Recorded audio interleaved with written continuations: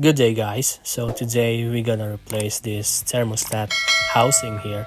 This is a Range Rover Evoque, and the reason why it's not cheap to replace this thing, like the labor for replacing the thermostat housing for this Range Rover Evoque, is because you have to take this off, all the stuff in the front, including this, the condenser and the radiator. So yeah. So let me show you guys. So this is the thermostat housing there. And so aside for, Land Rover is not a cheap car. I mean, labor is not cheap, parts are not cheap. So yeah, just for the thermostat housing, you're gonna take off the front bumper, the condenser, and yeah, I also removed the AC lines for the condenser. So yeah, so this is the condenser AC lines, and yeah, it's almost done. I mean, it's almost done. So without further ado, let's start the job now.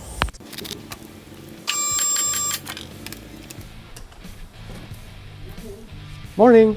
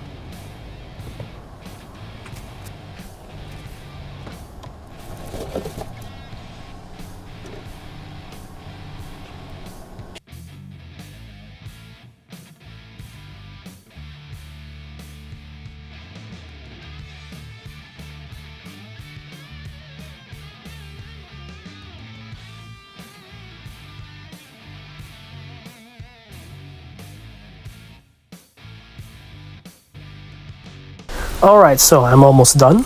I'm doing the pressure test for the coolant. So I have to make sure that there is no leak in the cooling system, as well as I also doing the recharging of the refrigerant, and yeah, also the leak test. So I have to make sure that there's no leak for both AC refrigerant and from the cooling system or the coolant. I have to make sure that there's no coolant leak, because I did the thermostat thing for this cooling system of the engine. So after this, I'm gonna start the engine and see for any leaks. Alright, so everything is good.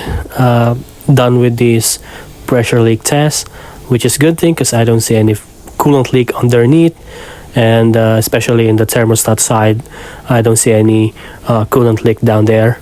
And also done with charging, like vacuum and fill for refrigerant.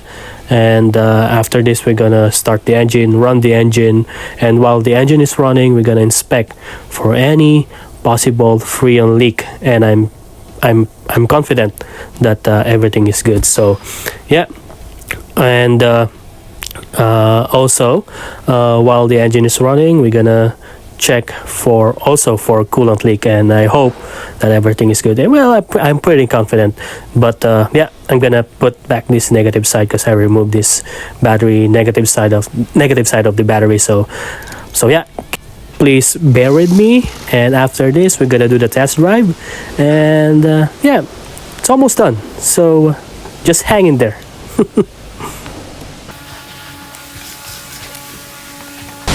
Alright, the moment of truth is here. I'm gonna start the engine, run the AC, and inspect everything. So I hope it's good.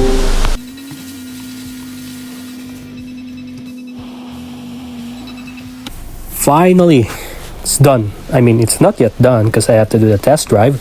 And well, the good thing, I don't see any coolant leak, AC refrigerant there's no leak for the refrigerant or freon, which is a good thing. And now we're in the final part, which is the test drive this vehicle. So yeah, that's the last thing to do. And after this test drive, we're gonna move for another job. But yeah, like I always said, after heavy repair, always do the test drive. All right.